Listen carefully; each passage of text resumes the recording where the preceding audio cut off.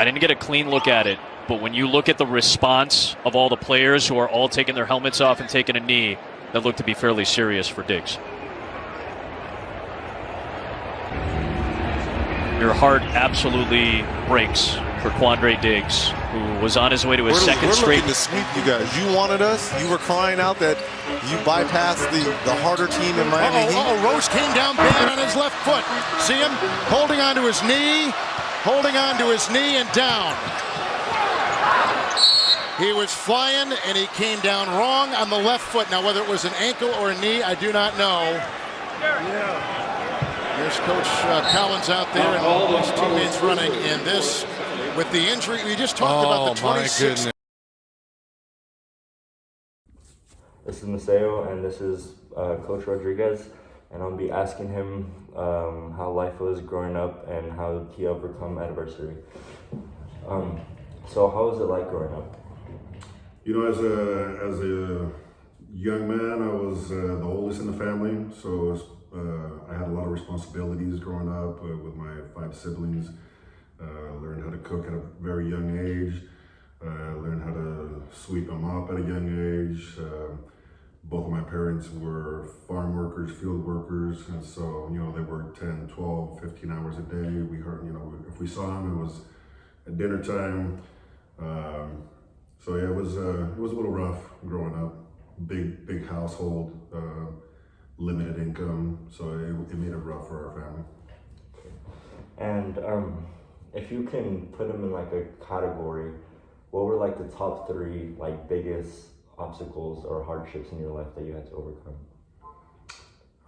You know, there's a few of them that, you know, maybe not so much as adversity. I think the biggest one I would have to say was when my mom left us. Let's see, I was a senior in high school, and she pretty much abandoned us and left us. We didn't know anything about her for about 6 months. So that was real tough times for me and my siblings. You know, when you have your 5-year-old brother asking you where mom is every single day and you don't have an explanation, it's definitely a big toll on you. During this time, was anybody like there for you or helping you along the way to get past this, or like helping you in a way to make you better as like an older brother or something like that? You know, my dad, God rest his soul, he was always, no matter what we thought of our mom, he always said, your mom is your mom. You know, she can be the biggest prostitute in the world. She gave you life. You have to respect her. So my dad, he was always an advocate for her, even though she put us through that. Also had a lot of teachers. There was a lot of teachers during that time. Like I said, I was a senior in high school, so obviously teachers are gonna know when something's wrong with their student, and a lot of them noticed. A lot of them, you know, gave me a lot of pep talks. Hang in there.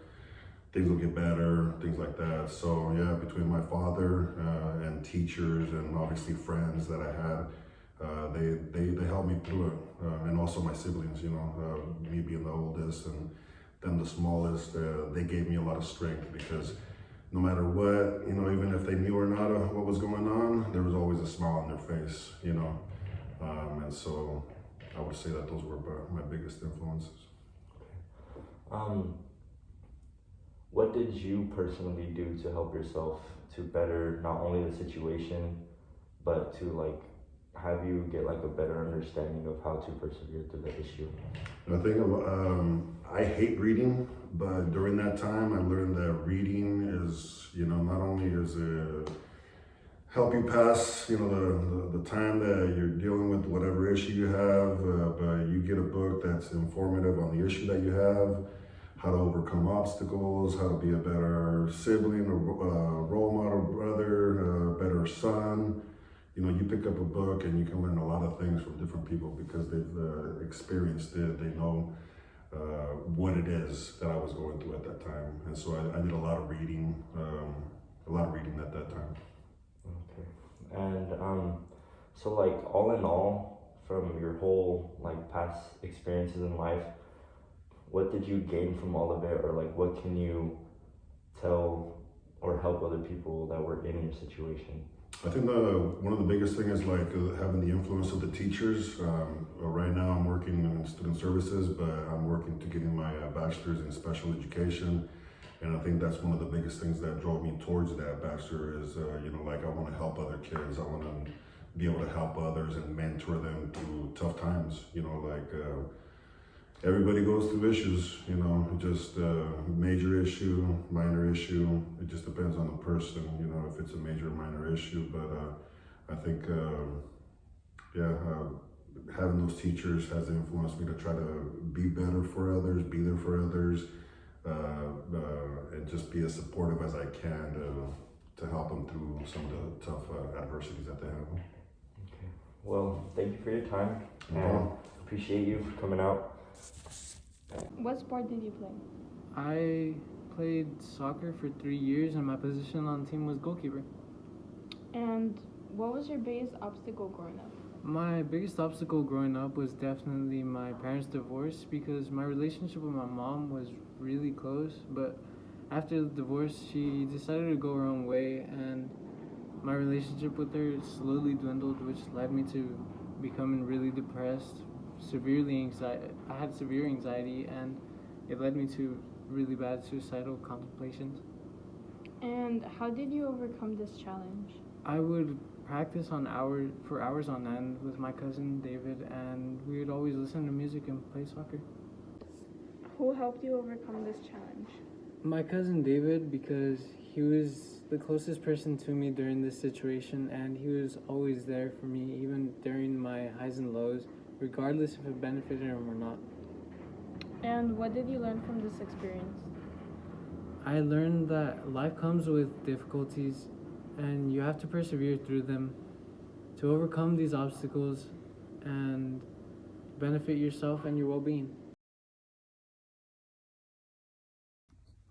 So what I've gained from these videos and these interviews is that a lot of people go through stuff, through injuries, personal stuff, and all you got to do is just always persevere, always keep your head on a swivel, and make sure that you always have hope and be optimistic about stuff, no matter how times can get, no matter how hard it can get.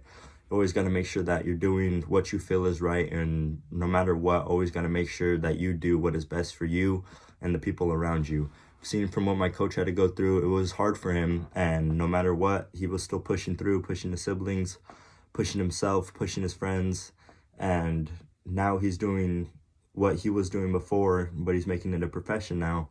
And he was a big role model in life, and he would help me throughout my basketball years. So it was really good to have him as a coach, and I've learned that my situation isn't as bad as other people's, and I can just use my hardships and my obstacles as a way of persevering through life, and to always walk into a place or walk into anything with confidence. What I learned from this interview was that there's many challenges in life, but you can find ways to overcome them, like Ricardo did. Ricardo's parents divorced, and it was a very difficult time for him, but he found ways to overcome that obstacle, like going out and practicing for hours and hours with his cousin, which was also someone that helped him a lot to overcome this obstacle. This inspires me to not get stuck on difficult times and find ways to